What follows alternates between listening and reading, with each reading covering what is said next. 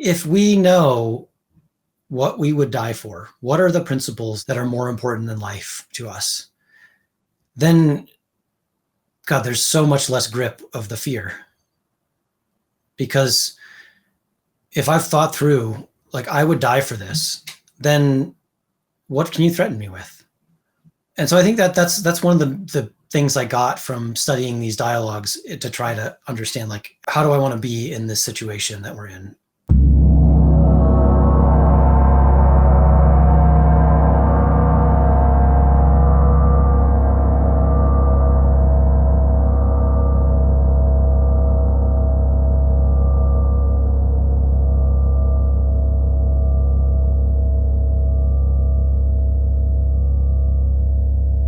Hello and welcome to the New Thought Men's podcast, where we're building healthy masculinity in the world. It's great to have you with us. I'm Eamon, and today's guest is Asa Henderson. So let me share a little bit about Asa. He runs the YouTube channel Philosophy for a Small Planet, with a focus on practical philosophy for life, environmental ethics, and the philosophical ideas in popular movies and books. Asa has been involved with men's work for over 20 years. He is co-founder of the Journey to Manhood Online.com, Journey to Manhood Online.com, a digital resource for young men to find meaning and purpose in life. He is also the father of an awesome teenager. Asa, welcome, brother. Welcome back, I should say. It's great to be here, Eamon. Yeah, great to have you on. I just so appreciate you. One other thing I want to share about Asa is that he does a lot of our video work. He works with me a lot. We've known each other for 15, 20 years, something like that. We've been in a men's group together. So just amazing all around person. I'm so grateful, Asa, that you're part of this community and that you're part of my life, bro. Yeah, me too. You know, it's like you coming into my life was one of the great friendships, you know. Thank you, brother. I feel the same way. So let's get into it. You did a talk for our summit, and the title was, let me get this right, How to Face Tyranny from Socrates to Thoreau, which is awesome. I know you're into, the philosophers and the Stoics and the ancient wisdom.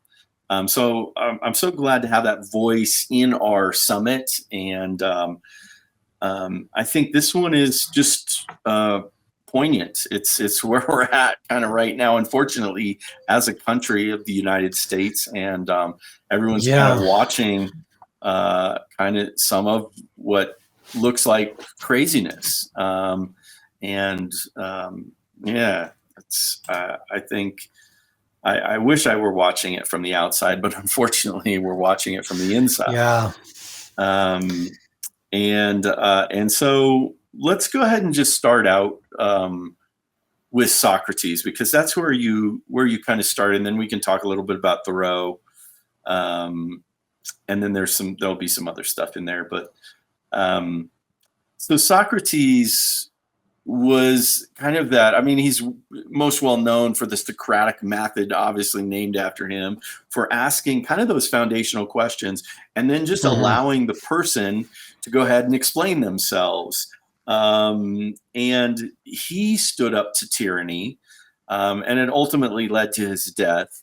So why don't you just fill us in with a little bit of background as to Socrates, where this tyranny was coming from ancient Greece at the time, and how did he engage that? Yeah, so I mean, I'll start with why I decided to, do this topic and then look there for answers, because like I'm here with everybody else watching what's happening and seeing like, oh crap, like this could get really bad. And but I know enough about history and about philosophy to know that we're not the first people who have been in this situation. You know, there have been many, many tyrannical and oppressive governments throughout the history of humankind, and there have been some really smart people and wise people who have dealt with that situation and written down their thoughts. So I went to Socrates because he is kind of the cornerstone in a way of all of Western philosophy. You know, he we actually divide ancient Greek philosophy into the pre-Socratics and the post-Socratics, because Socrates was kind of the turning point, and the people who were before Socrates were mostly interested in like, what is the world made of, and like, what does the cosmos look like, and you know, is the world made of water, or is it made of fire, or is it like, you know, kind of natural philosophy, like what is this place that we live in? But Socrates really pre-science kind of thing. Yeah, it was sort of like proto-science. Yeah. It was like, okay, let's try and figure out what this world is that we're living in. Yeah. What's going on? And Socrates really shifted it to be more focused on how to live a good life. You know, there were these virtues that people talked about in ancient Greece. You know, they talked about prudence or wisdom, and they talked about, you know, courage, and they talked about justice, and you know, a lot of the same things that we talk about now. Yeah. But Socrates would kind of go around to people who sort of claimed to have these qualities. You know, they claimed to be courageous, or they claimed to be wise, or, you know, leaders in society who claimed that they knew how people should live, and asked them, well, okay, so you're courageous. What is courage? And of course, nobody could really give him a satisfactory answer. And whatever answer they did give, he would ask more questions, and then ultimately show that they didn't really know what they were talking about. And so, you know, of course, this annoyed people, especially powerful people. Sure. People don't really like that when you show that they don't know what they're talking about. Yeah. I don't. Are we seeing any living proof of that these days? I'm sorry, that was a rhetorical question. Yeah, no, we're all past that now. Yeah. You know, yeah. No, if we were all past it, then I wouldn't have to go look at Socrates to get answers to our current situation. Yeah. And so, what was going on in Greece at the time? Like, it's very complicated history. I don't really know all of it, but there was a whole long war between Athens and Sparta that kind of like kept reigniting, and then they would make peace, and then they had to fight again.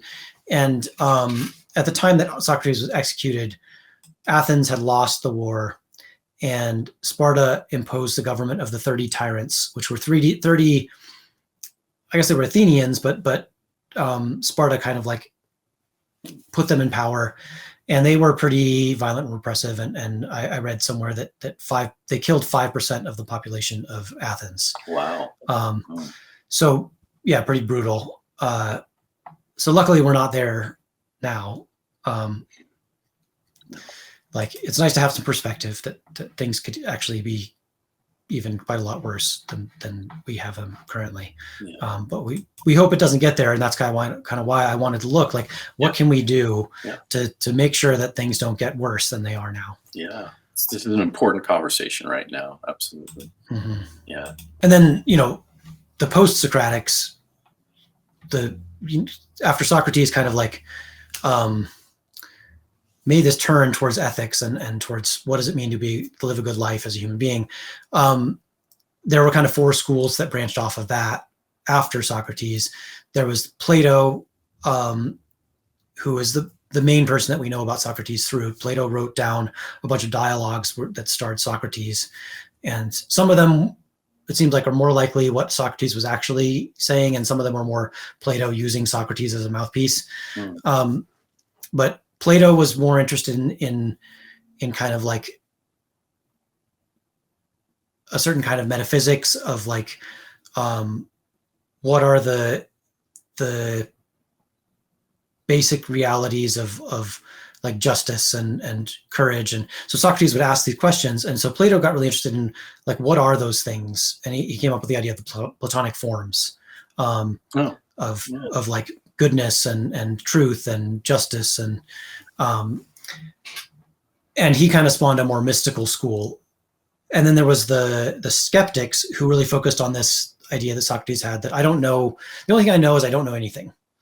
So Socrates said that, and the skeptics were like, okay, that's our philosophy. The only thing we know is we don't know anything, and we're just going to tell everyone else how much they don't know anything either. You know, and then there was the Stoics, who really took this idea of virtue is the most important thing very seriously. That the only thing that matters in life is virtue and being a good human being, and no matter what else happens to you, if you're enslaved or killed or your family is killed, as long as you have virtue, you have the most important thing in life. They're pretty hardcore, but they're making a resurgence now, I think, for a good reason. Yeah, I was going to say, we're seeing a lot of people talking about the Stoics right now, and I see why now. Yeah, that's good information. Awesome. And then the Epicureans were more interested in like, they have a different idea of how to live a good life, but we don't really need to get into the Epicureans right now because it's not really a topic of the podcast. Okay.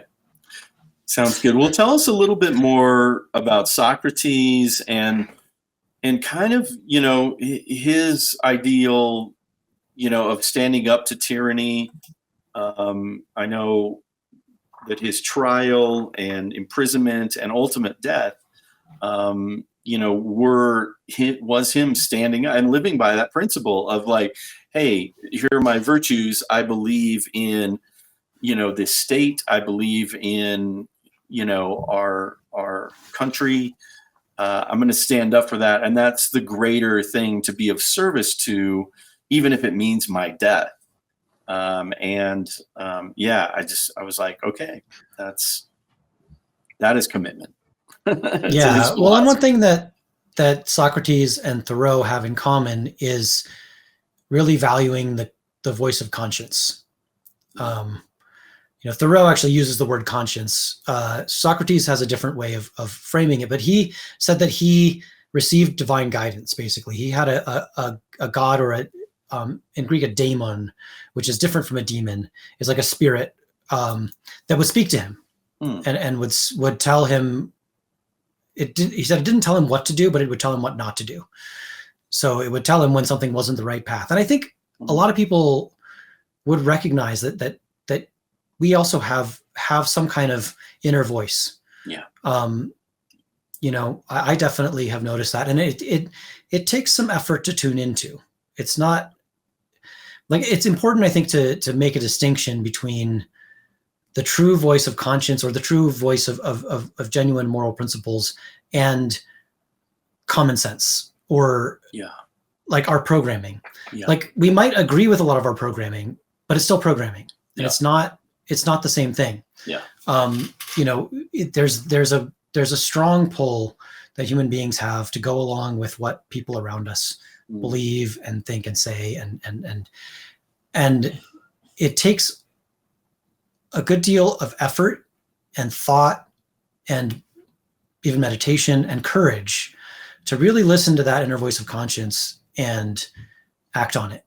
Yeah, meditation is a way, and certainly one of our tools in New Thought. I think it's a powerful way to find that silence, to find that still voice, that when we get still, there is that voice of intelligence. Ernest Holmes called it the one voice, or the one mind. And that is it. And we're also encouraged to not only sit and listen and be in the silence and listen to that voice, but also act on it. I love that part, because Ernest Holmes said, we not only treat or use affirmative prayer, but we're not only holding the higher vision, but we are, treat and move your feet. We need to put this into action. How do we bring this into our lives in a powerful way? So listening to that inner voice and acting on that inner voice, I would say Ernest Holmes is definitely in there, in the same consciousness as Socrates. Yeah, how do we bring this into our lives? How do we bring this into the world? One thing that I really like about New Thought, I consider myself an agnostic Gnostic. That's what I call myself. By which I mean that I don't know, but I think it's possible to know. Mm. I don't put a limit on what can be known.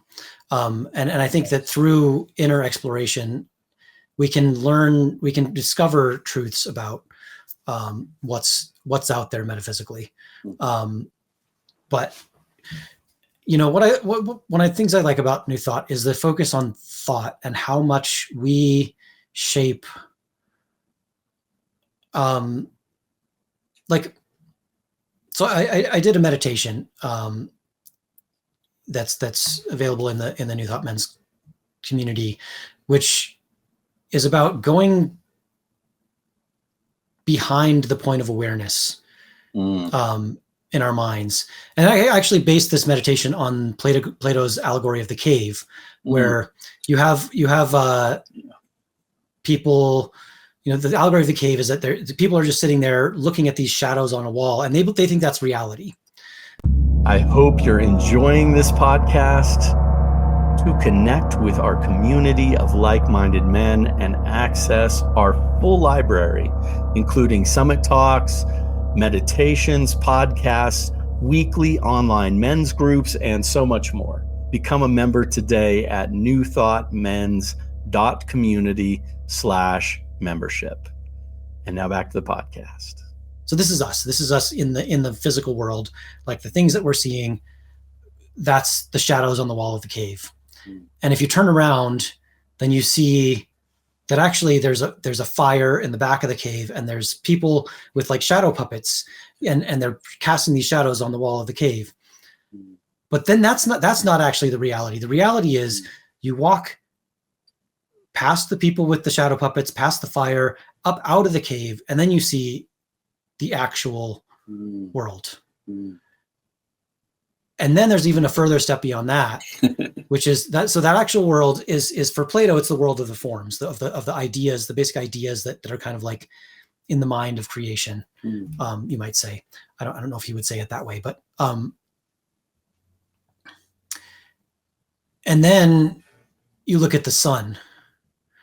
The sun is that which allows us to perceive these basic principles or forms, and that is what Plato identifies with the good. And it's like hard to even comprehend what he's even referring to. But I like it. It's kind of the metaphor of the light, It's like exactly. Our lightness, our light beingness, or our higher self, or the soul, is that source. And the fire kind of can represent that to us, but it's not the real thing. It's still a part of the shadow puppets that are on the cave, and the cave allegory anyhow.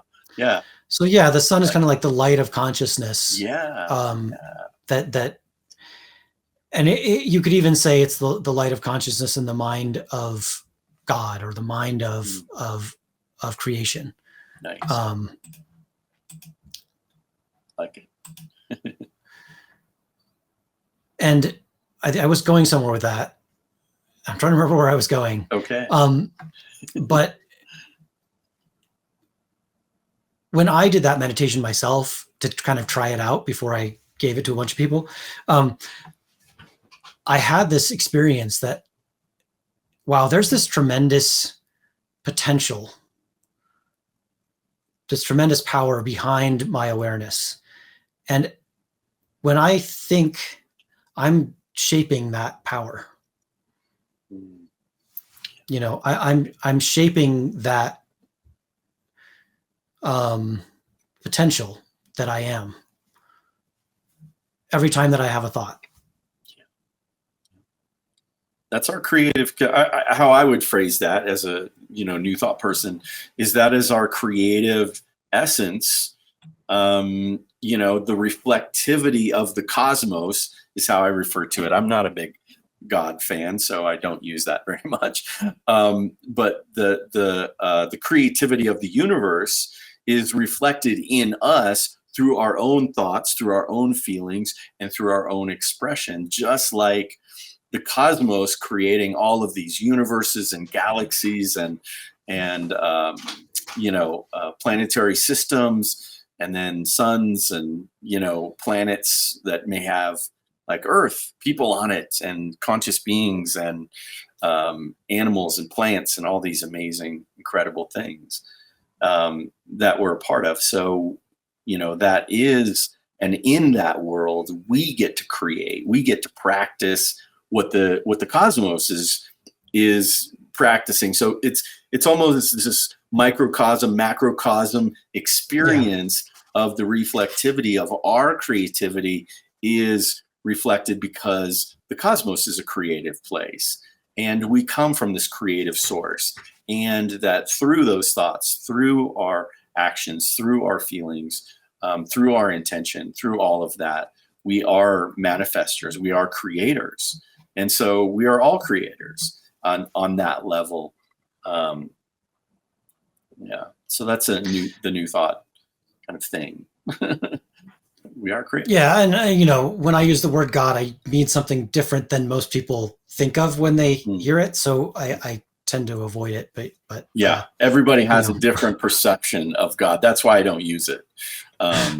You say God, and everybody goes off into their own little world. Oh, this is what it means. Maybe not. That's why I go for that abstract, like thinking about the cosmos. We talked about this on another podcast that you were there with, and it's like, it's so abstract, the mind can't can't wrap itself around that, Whereas God, my upbringing would say, it's this old guy in the clouds taking notes, good and bad, which is the Santa Claus to a child. I get it, but that because I don't. That gets evoked still because it was so entrained when I was growing up that I just don't use it. Because that's what it evokes for me, this limited, small, little box that we can fit it into.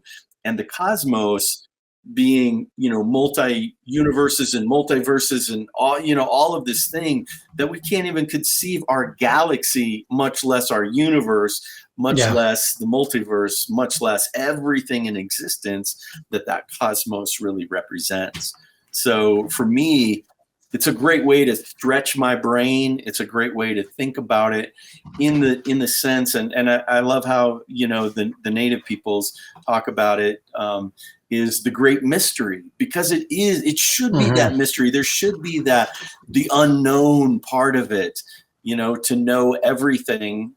How could we possibly understand that? How can we possibly know that? We can barely understand our own life and this world, to a degree. So, so that really helped me expand my awareness around what is this universal principle? What is this life force? What is this consciousness that's in, through, and as everything? And we can put it into some different terms. Where is it? That intelligence is everywhere, that that consciousness is everything, and that because we're a part of that everything, we're a part of that. And so literally everything is about creation and creativity. I'll find it, but go ahead. Yeah, well, and if you want to explode your idea of God, just read some philosophy. When you start to study philosophy, and if you actually look, there's a lot of philosophers who talk about God, but when you look at what they say, they all mean something a little different. Yeah. And so I don't know. I mean, it's funny, every podcast we're like, we've tried to avoid the God language because we want to be inclusive, and here we are just talking about God. I think it's important to actually have conversations about it because it doesn't come up a lot in our community or in this New Thought community, specifically the New Thought men's community, because what we see is that so many people are leaving those religions. So many people are, and it's really associated with organized religion, oftentimes the religion of our upbringing. And it puts me, let me speak to my experience. It puts me back in that child place of, being, supplicating and, rather than being a part of that experience, we take ourselves out from it. We're outcasts. We look at the Bible and the creation myths that are like, oh yes, and then God created the planet, and then he created all the stuff and human beings, and then the woman ate the apple, and then now we have a scapegoat, and it's just for me, it just doesn't resonate at all. And so it's good for us to have these kinds of discussions, because I feel as a society, we're moving away from this. We're moving into this greater context. Even if we think about it, God was the next thing, right? And so we weren't able to fly back in ancient Greece. So of course, God's going to be up on the clouds. We don't know what those clouds are about. We don't know what's up there. Well, now we have airplanes.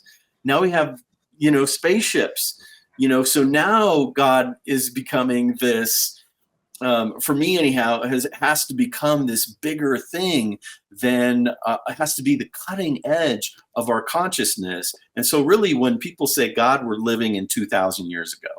And their conception of God, because it was that big at the time. But now that we've expanded our awareness and, we've explored space, and we've got the Hubble telescopes and that can see the edge of the universe. That's just crazy to me, that something like that, and I don't know if that's actual or if that's still theoretical at this point. But it's like, and then beyond that, the great mystery, the greater mystery that we're all a part of. That sounds exciting to me. That sounds like you can't put it in the fancy, nice little box and say, okay, there it is. We're done. Well, let's call it. Yeah, I like the great mystery. I think so. We have to explore it. Yeah, I like using the great mystery. Yeah, thanks for that caveat into that, because it's good. It's good to talk about it, and now we can let it go. Actually, to kind of segue back to what we were talking about, one of the charges against Socrates in his trial was that he didn't believe in the gods that Athens believed in. Like he had some different idea of God, and actually, Aristophanes, the comic playwright, wrote a comedy about where Socrates is a character, and he's like trying to say that the clouds are the gods. So you mentioned the clouds. So, but anyway, back to Socrates' trial. Back to Socrates. Yes. I love some of his quotes here. Better to die than betray your goodness. And I'm paraphrasing, obviously, because I'm dyslexic. Yeah. I'm so this is also a paraphrase, but in the Apology, which is Plato's rendition of what Socrates said at his trial, he said, he made the argument that we don't know whether death is good or bad, because nobody knows what happens after death. But we know that doing evil is bad. So it's better to die than to do evil. Yeah. We could take that one to heart these days. Yeah. And I think that fundamental idea, which he elaborates in the next two dialogues of Plato, the Crito and the Phaedo, these are the three dialogues that chronicle Socrates' trial, imprisonment, and death. The Apology, the Crito, and the Phaedo. And Socrates elaborates more on why it's so much more important to him to be wise and virtuous, to kind of hold to these moral principles than to live. He would rather hold to his principles and live. I mean, and he'd rather hold to his principles and die than betray his principles and live. Yeah. Powerful notion. Yeah. And,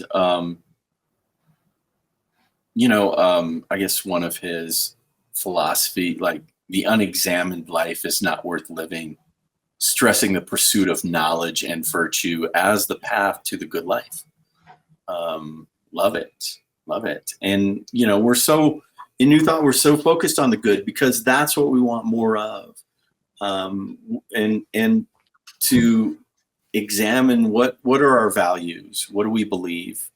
And even on the personal level, that's important as well. Like, what do I believe? If I'm a part of this philosophy, if this is the thing for me, and it is for me anyhow, then what is that? What is that belief? And what does New Thought believe? And then what do I believe? And what is the alignment and maybe not unalignment on some levels with that? And to really know ourselves, to really have that deep understanding of what are my virtues, what would I be willing to die for? I think is where he was at, and I think it is. Yeah. And I think that's a really important question right now. Yeah. Because the way that tyranny works is through fear. Yeah. A person can accumulate so much power by instilling fear in others. And if we know what we would die for, what are the principles that are more important than life to us? Yeah. Then, God, there's so much less grip of the fear. Yeah. Because if I've thought through, like, I would die for this, then what can you threaten me with? Yeah. And so I think that's one of the things I got from studying these dialogues, to try to understand, like, how do I want to be in this situation that we're in? How do I want to show up in our modern world, given the situation that we're in? Well, it's like, I'm afraid if I say the wrong thing, I'll be canceled on social media, or, right. like, some friends and acquaintances might not talk to me anymore if I have the wrong opinion about something, or, to take it to another level, I might get arrested. Mm-hmm. But if I know that there's certain things that I would die for, then the volume on all that other stuff gets turned down. And actually, Henry David Thoreau did get arrested for his beliefs. He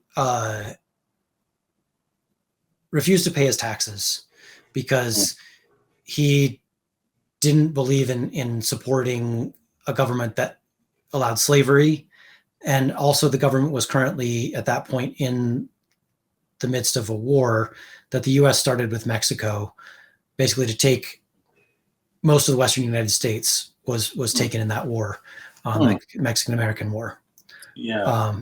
And he opposed those things, so he refused to pay his taxes. He got put in jail, and a friend bailed him out, and he was like, that was not his choice to be bailed out. But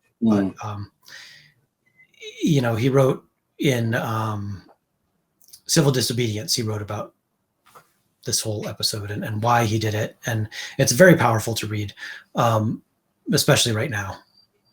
Yeah. Yeah. Thoreau, Before we get too deep into that, I want to go just circle back to Socrates, because you brought up this thing that I think is really important right now. Before his execution, the day before his execution, some friends came and he talked about pain and pleasure. And kind of there's something greater than that. And it feels like our society is stuck in that pain pleasure mode right now. Can you talk a little bit about what he said, or what the wisdom was there? Yeah. So there's this moment in the Phaedo, the dialogue by Plato called the Phaedo, that I really love, which is, the kind of setting for the dialogue is that this is the day that Socrates is going to be executed. He was condemned to drink hemlock and die. So he drank his own poison that was kind of administered to him. But that happens in the evening, and so in the morning, a bunch of his friends come and for kind of like one last conversation with Socrates, and there's this moment where he's kind of let out of his cell by the jailer, and the jailer takes off his chains from his ankles, and he's like rubbing his ankles, and he says, it's interesting how pain and pleasure always seem to follow one another.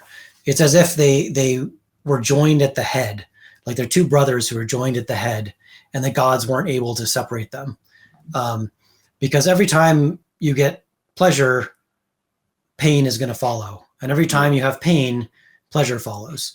Because he's in this moment where, like, you can imagine having manacles on your ankles or chains, and like your circulation is hindered, or you've got these metal things digging into your ankles, and then you let them off, and it's like this pleasure of the blood coming back, and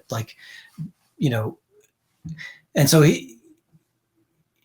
it's kind of like this just little moment that doesn't seem like it's part of the philosophy of the dialogue, but really it's like central, I think, because the whole rest of the dialogue is about these ideas like justice and beauty and truth, and basically what are known as the Platonic forms or ideas, and like what are the essences of these things, and how do we know them? And Socrates is saying that, well, when we die, when we're separated from the body, then our mind is able to fully commune with these ideas. Now, I don't know if I think that's true exactly, but and I think there is some criticism to be brought to how much Socrates kind of denigrates the body, but also I think, if more to the point of what we're talking about here, that when we're trapped in seeking pleasure and avoiding pain, then it takes us away from really comprehending and acting upon genuine moral principles. And it also makes us easier to control. Like, we're talking about tyranny. It's easy to control people through pleasure and pain, but if you're no longer attached to pleasure and pain, then you're a lot harder to control. Yeah. And that's really, this kind of, reptilian brain back here is really the pain pleasure center. If we can get that energy out of that, safety and survival, out of that, fight, flight, out of that, space of instinctual reaction, and move it into the prefrontal cortex, where the logical thinking part can happen, when we're able to take a breath and move into, yes, why is this? What is this? Then we can actually look at things in a more logical, in a more linear, in a more realistic way.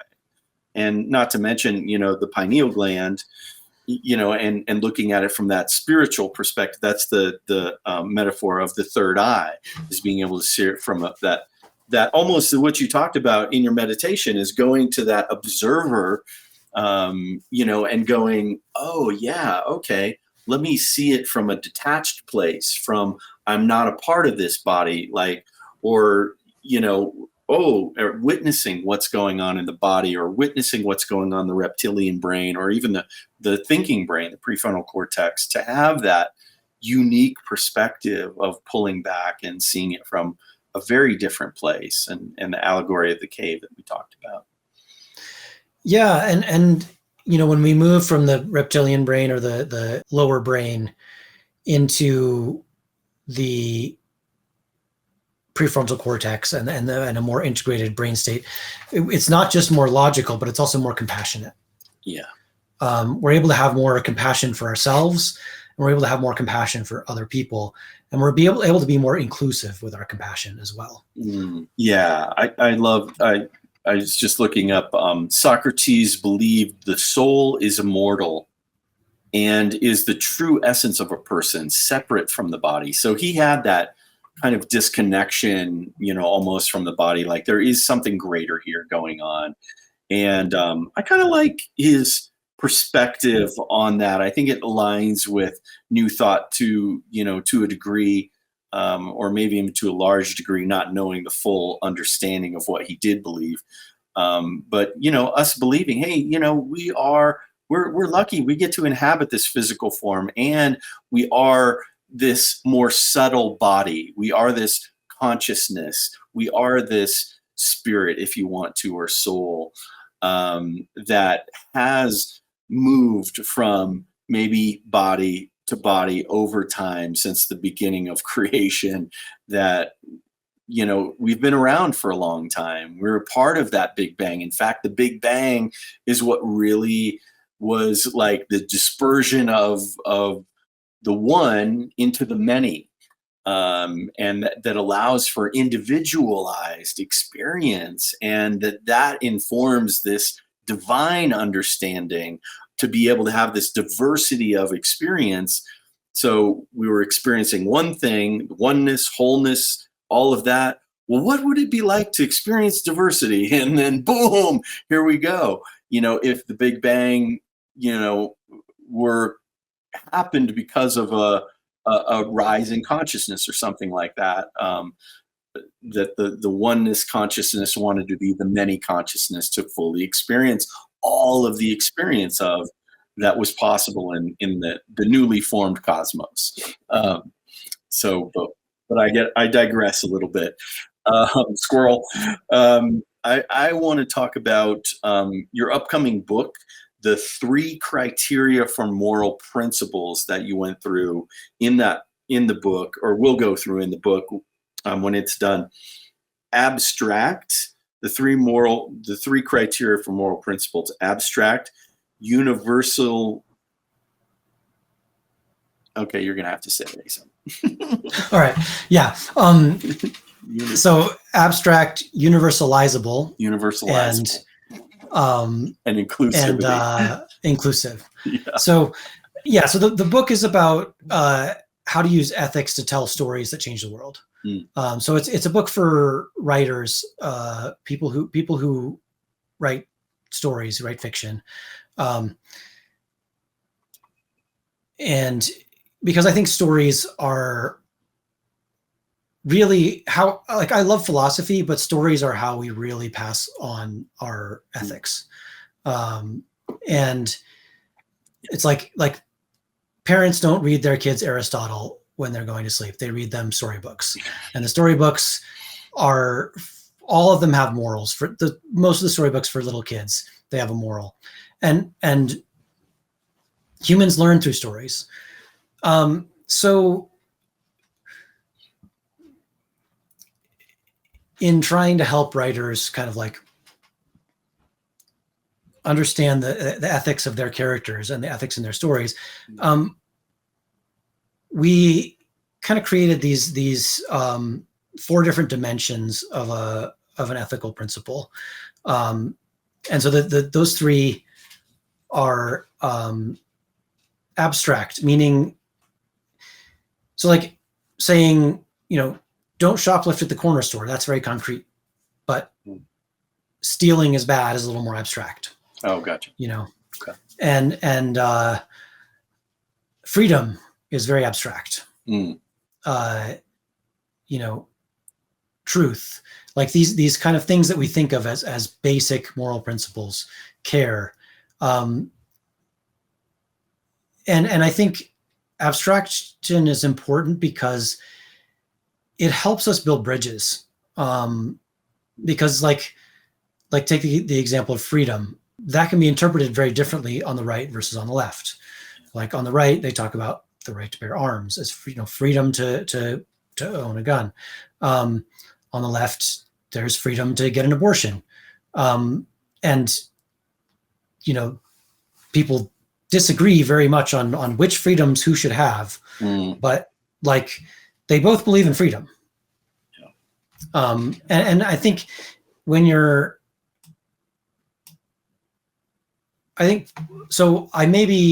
taking a sort of controversial position here, but I think that actually building bridges is an important way to resist tyranny. Because I had this really interesting experience recently where on my YouTube channel, I started to get a bunch of comments from people on the right. And I realized, oh, they're just as scared of the left as the left is of them. They're afraid that people on the left are going to destroy the country. They're afraid because, people on the left do say things like I have friends who are on the left of me who say the United States is fundamentally racist and broken, and there's no way to fix it. And the only thing we can do is dismantle it. Now, if you love this country, then that's scary. And I had somebody on my YouTube say, I want martial law so we can get rid of all the communists who want to destroy this country and bring us back to the 1930s. Now that's like the stereotype, that's the stereotype of what those people think. But like, he is so scared. That's out of fear. And like, I can't say that there aren't people on my side who have given him reason to be that afraid. I think he's blowing it out of proportion, and where he wants to go, I don't want to go there. But what I'm saying is that the polarization feeds the tyranny. And I don't know if I could build a bridge all the way to where he is. But there's another guy in the comments who is like, yeah, I voted for the current president because my apartment was a lot less expensive when he was president before. And like that guy I could build a bridge with. And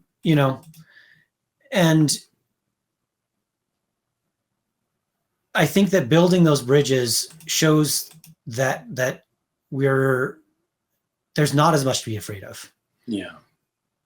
And maybe we don't want to throw out the basic principles that our country was founded on because we're so scared of those other people. Right. Or based on that's those. what's Go ahead. Yeah. Sorry.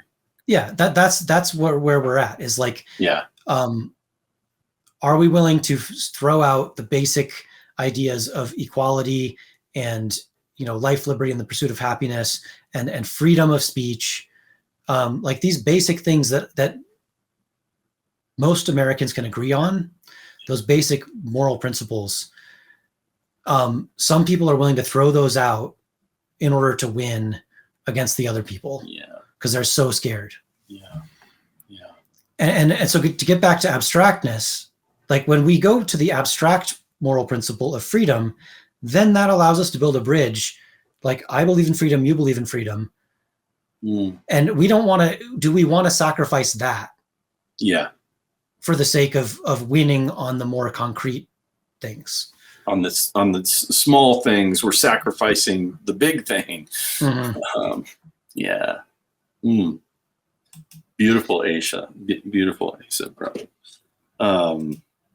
So yeah, that was abstract. So then we have universalizable. And here, like philosophers love big words. And That was dyslexics tough. hate big words, so I apologize. That was a tough one for my little neurodiverse brain. It's okay. But I haven't been able to come up with a shorter word that conveys this concept.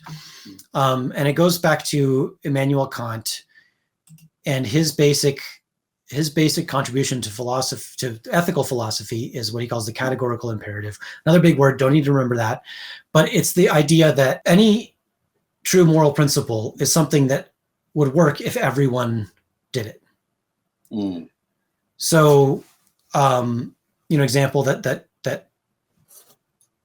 Kant uses, I think, is lying.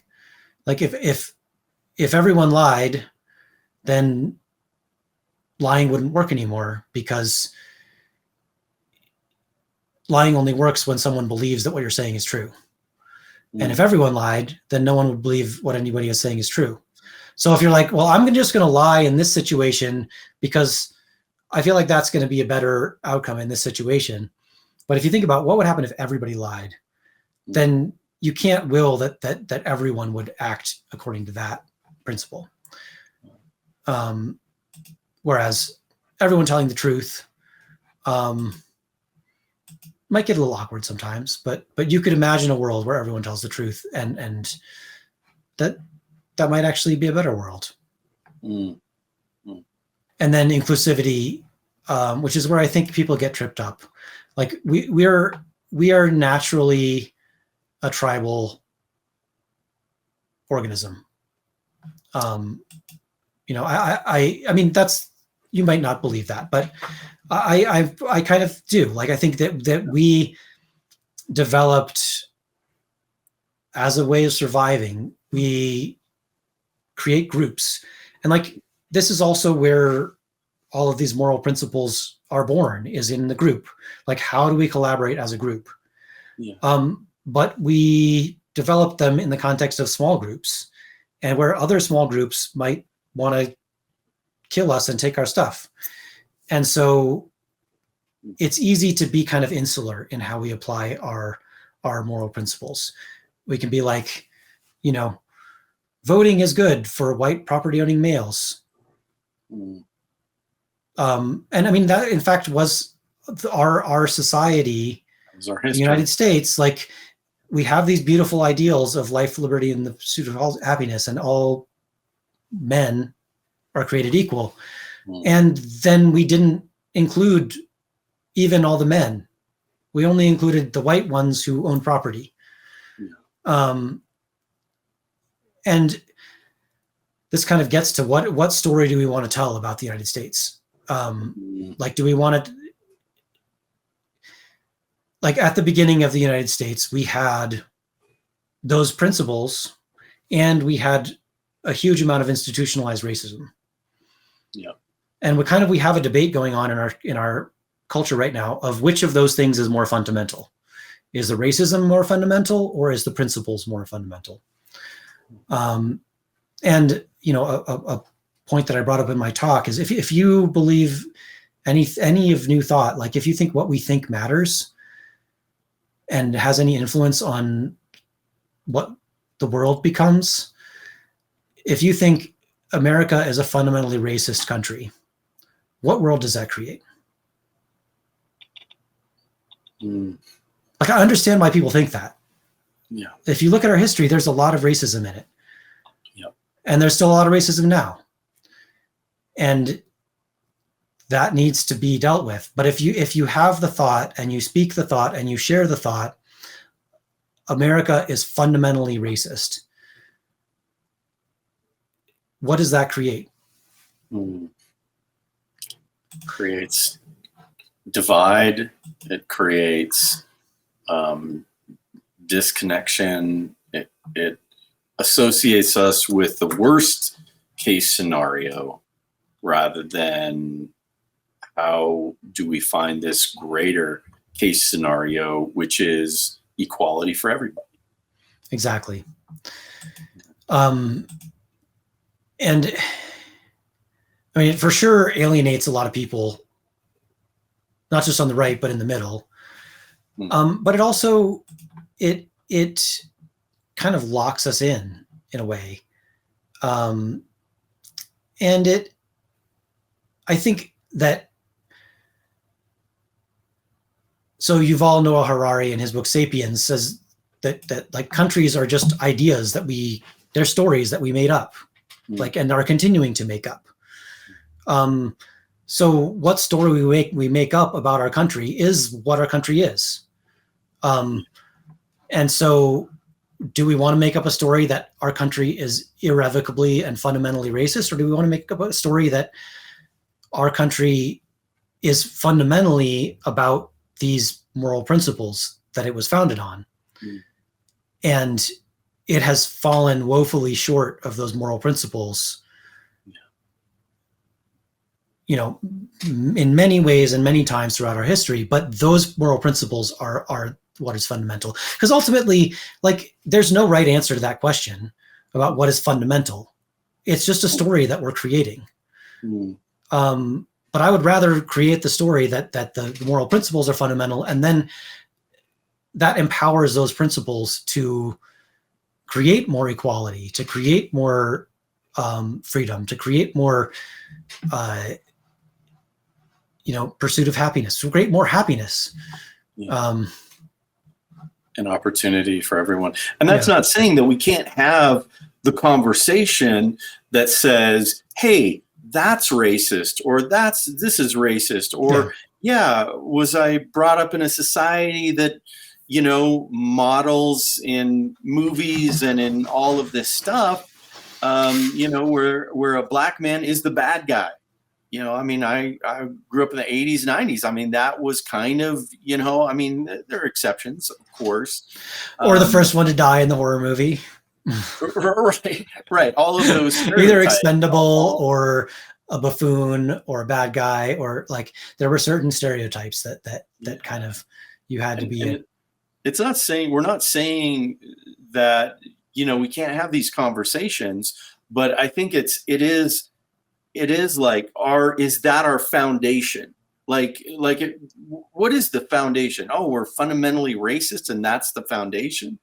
Oh, I think the fundamental ideals, for me anyhow, and I guess everyone would have to answer this question for themselves, really, is what are we? What are we committed to? In the Constitution and the freedoms that we have. For me, those are the foundational pieces. Those are how then do we go about building the equality? How do then we go about building the just society? How then do we go about leaning into the things that make us uncomfortable so that we can have the discussions, to have the healing, to have the thing that we truly want, all which is ultimately freedom and equality, opportunity, equal opportunity. And speaking of the Constitution and sort of the institutions of this country, I think Socrates makes a really interesting point about that as well, in relation to his country, in the dialogue called the Crito, which was in between when Socrates was condemned to death and when he was executed. And Socrates' friend Crito comes to him in his prison cell and offers to help him escape and flee to another city where he can live. And Socrates refuses to go. And his reason for this is interesting. And he says that the laws of the city, he owes a great debt of gratitude to the laws of the city, because they created the sort of social structure that allowed that he spent his entire life in. And I think on the left, for good reasons, we focus a lot on what's wrong with the systems that we have in our society, which, like, we want to change them and fix them and make them better. That's great. We should be wanting to make them better. But we sometimes forget to have gratitude for everything that we do have because of those structures and systems. They are not perfect. They could use a lot of improvement, but like I have lived a life basically free of fear for my personal physical safety. Like, granted, I live, I'm a white man living in Boulder, Colorado, like a fairly safe area of the country. So like there is what we would call privilege in that experience. But a lot of people don't have that no matter what stratum of society they're in.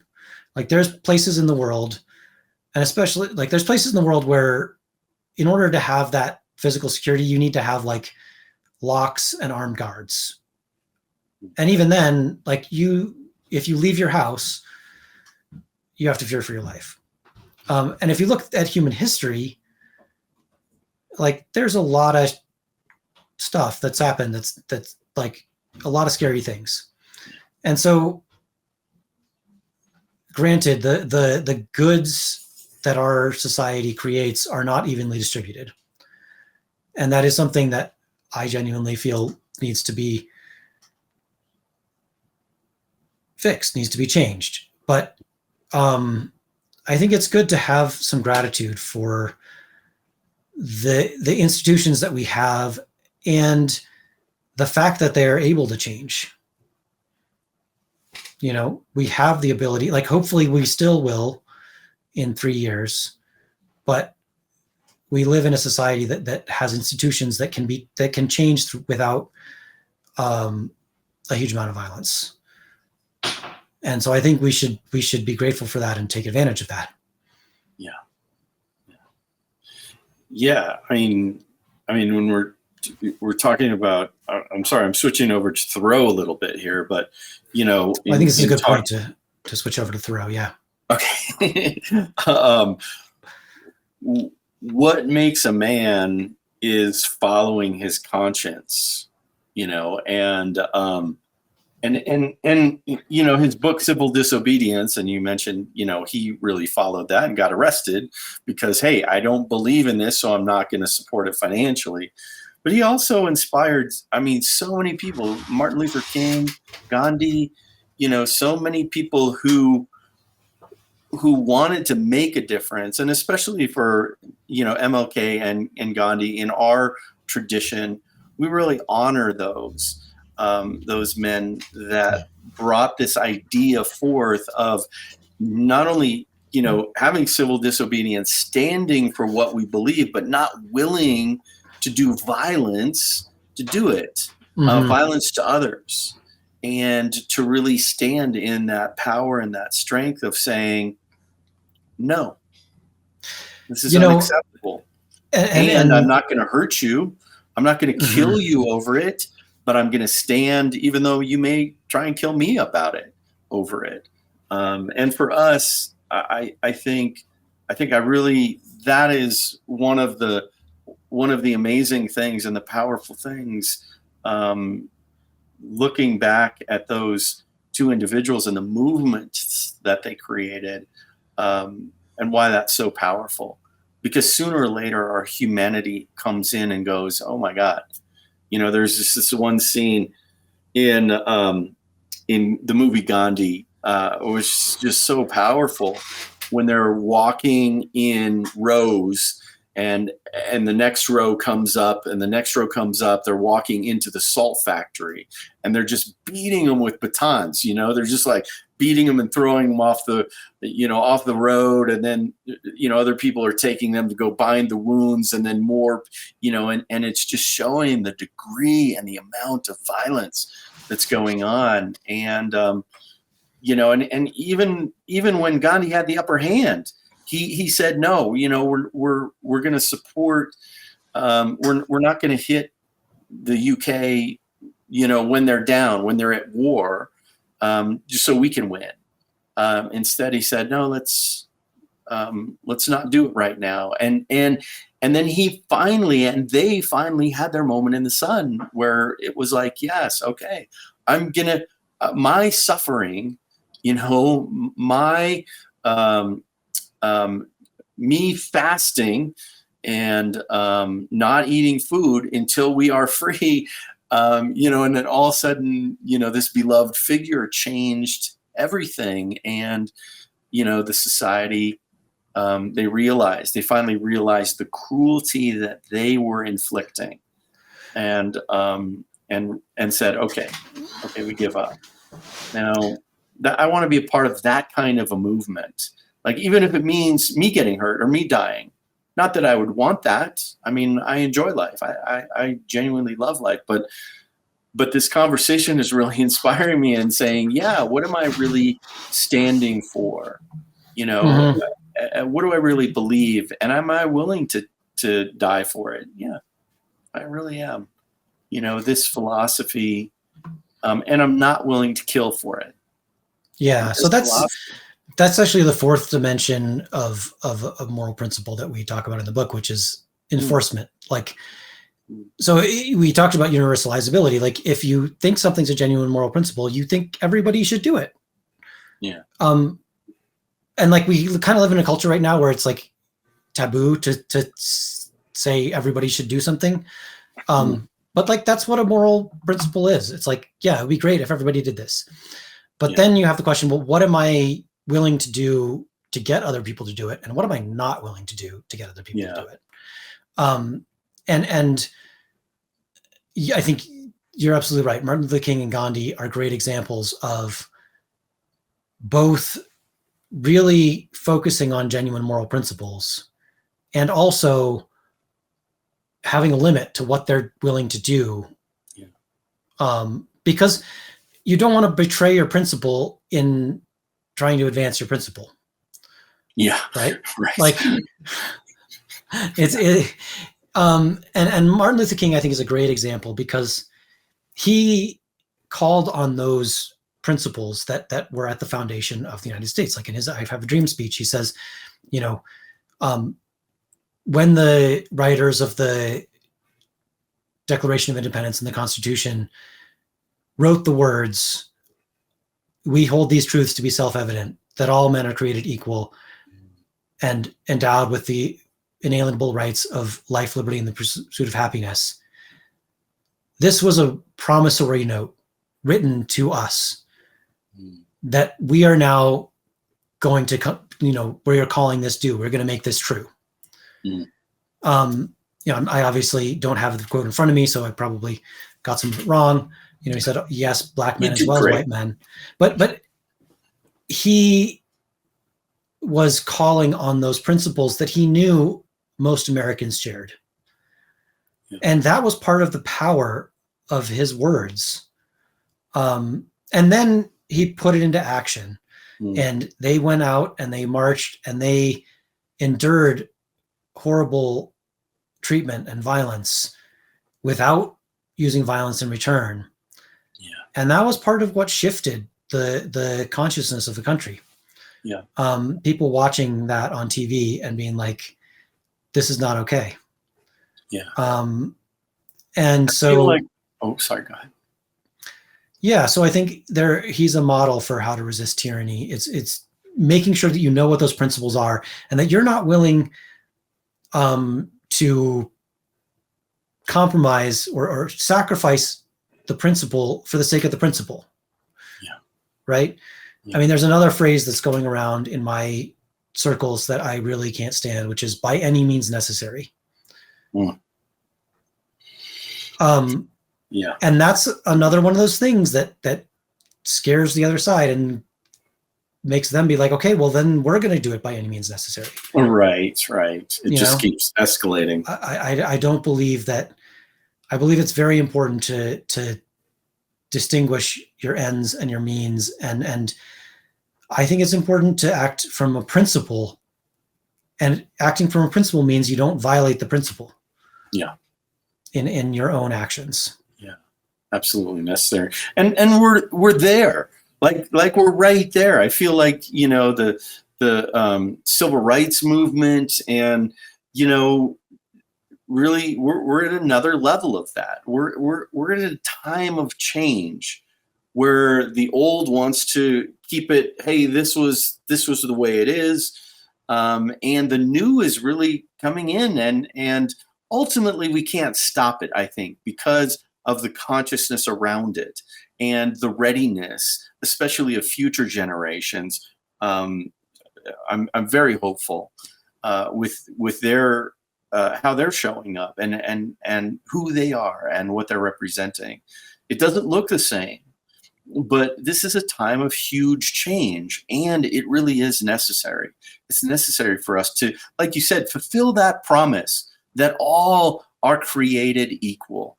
That we all are created equal. And for us in New Thought, that goes back to principle. We're all spirits. There is no one greater or lesser in that experience. If that is the truth, which we believe it is, then how could we act differently? How could we say no, the billionaires deserve more because they have billions? Anyhow, yeah, Asa, this has just been a powerful conversation. I really appreciate it, and one that I think we're all having, it definitely internally, if not externally, and hopefully this will help encourage that conversation more, encourage that building of bridges and finding that common ground, and really standing in that experience of freedom for and equality, and the promises that our forefathers had put forth to all who are here in this country. It's a really exciting time, and a really messed up and scary time too, like it has all of it.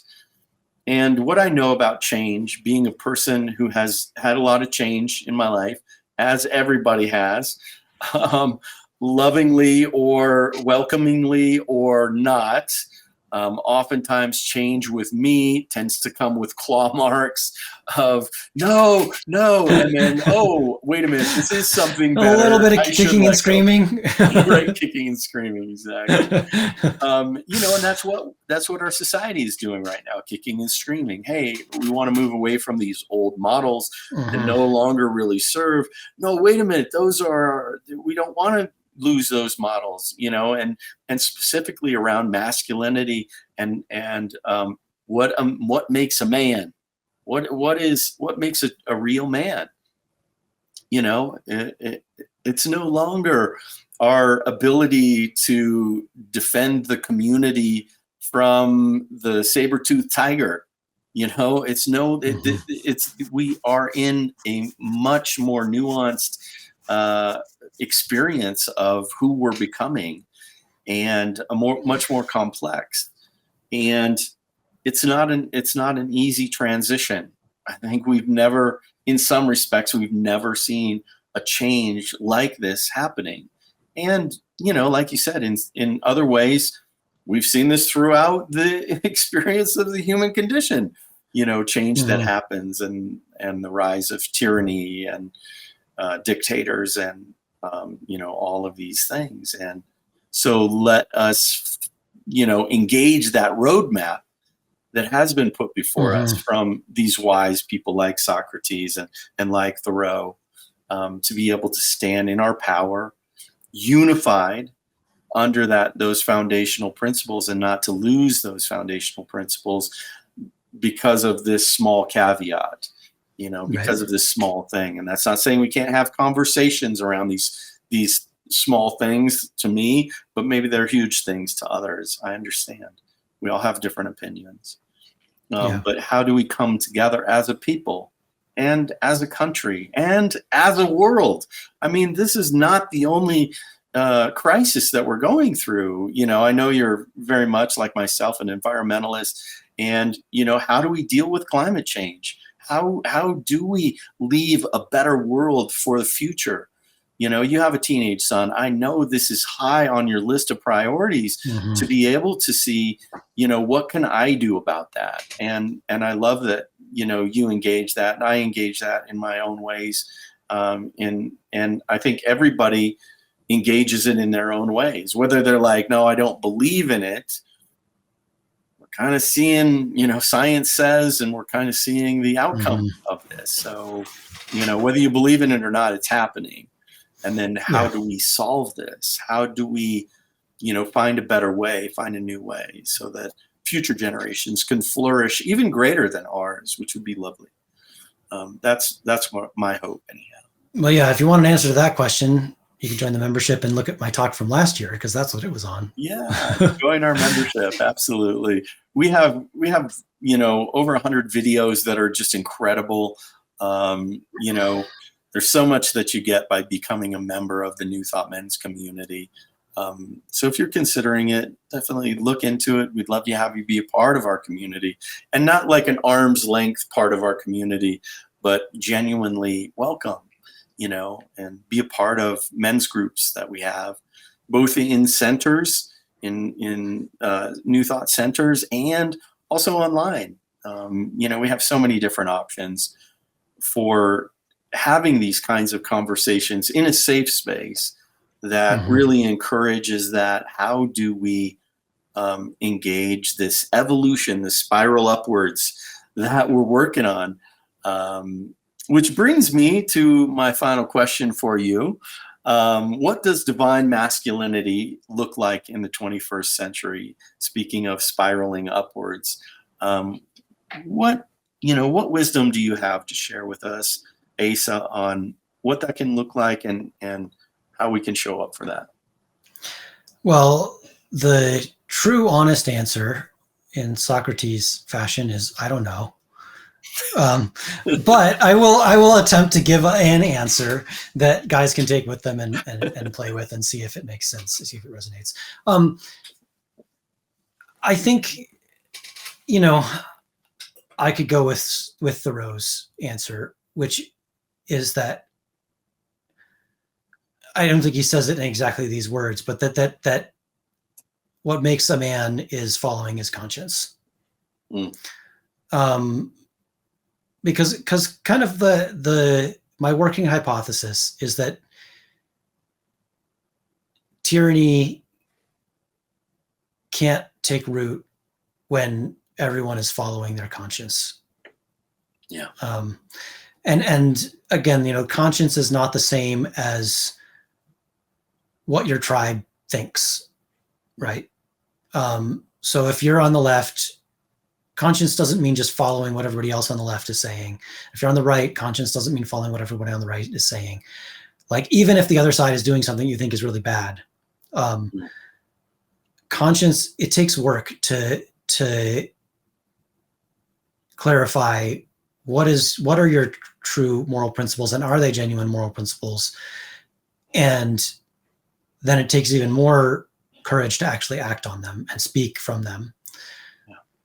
And your question is divine masculinity. So how does this relate to the divine? Well, I think that's where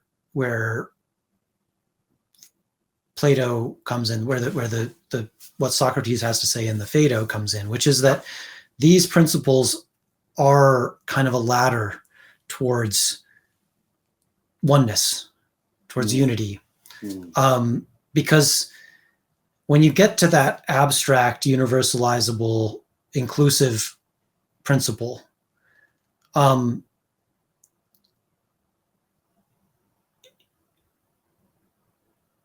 like, I think the hypothesis that Plato has, and I may be getting this wrong in terms of what Plato actually believed, but is that all of that emanates from that great unity. And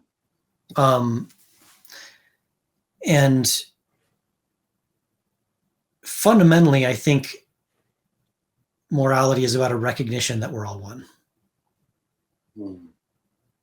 And your true conscience is coming from that place, from that recognition of unity. Yeah, and of course we in New Thought would say yes, because it's a fundamental principle that we all know that on some level, that we're connected, that what we do to someone else, we're doing to ourselves. What we, what our experience is, has, been experienced so many times in so many unique and different ways.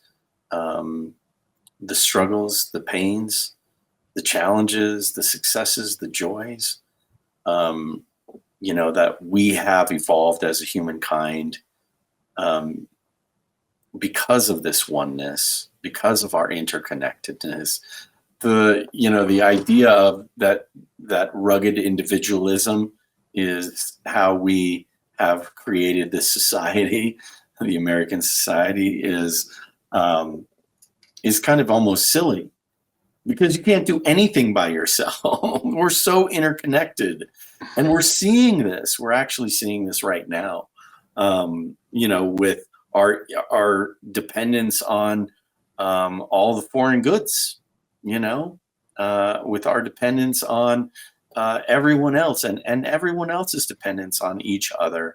This is truly a global issue these days and nowadays. And I think I love that great unity, as Socrates called it. Really, I would say that is oneness for me. And so he was tapping into a universal principle, like we were talking about earlier. When we meditate, when we get in touch with that higher nature, that higher understanding, we're getting in touch with that oneness, with that wholeness, with that interconnectedness, with that, all of that. All of the good stuff, love, peace, joy, health, happiness. Don't we all want that? Of course, on a true level. I think we all do want that good stuff for ourselves and for the people that live. And I don't know if Socrates used the term the great unity, but certainly the Plato and some of his followers that are now referred to as Neoplatonists really did emphasize this idea of the one. The oneness. Love it. And yeah. Awesome, bro. Oh man, what a great conversation, Ace. Yeah. I just want to, you can find Ace. I just want to tell everybody where they can find you on YouTube at Philosophy for a Small Planet. Philosophy for a Small Planet. On YouTube, and just follow his channel, and as well as ours. You'll see all the these amazing podcasts, including Aces from last year, our awesome conversation that we had last year on our YouTube channel, New Thought Men's Community, and you'll put out some information about the upcoming book launch for your book. Can you tell me the name? So it's still a working title at this point, but it's Write Stories That Matter: How to Use Ethics to Tell Stories That Change the World. Awesome. I've got a story brewing, so by time this, I've been slow on getting a Substack started, but by time this podcast is out, I should have that up and going, and that'll be a great place to follow if you want to get information about the book when it comes out. And we'll put a link in the description and all that. Great. Awesome, Asa. Oh, I'm so grateful to have you here today. I'm so grateful for your friendship, brotherhood, and this amazing work that we get to do together. And having this conversation really helped me realize how aligned in some respects we are, how on the same page we are, even though, I'm very much the New Thought, minister, and you have your unique and amazing path, but I know you're doing amazing, excellent work. And I'm just grateful. Thank you for doing that. Thank you for being you. Yeah, likewise. Thank you for being you. And may we all be divine men in the 21st century. Right. To the best of our ability. Absolutely. Well, thank you for joining us today, everyone. There's more to come, so stay tuned in.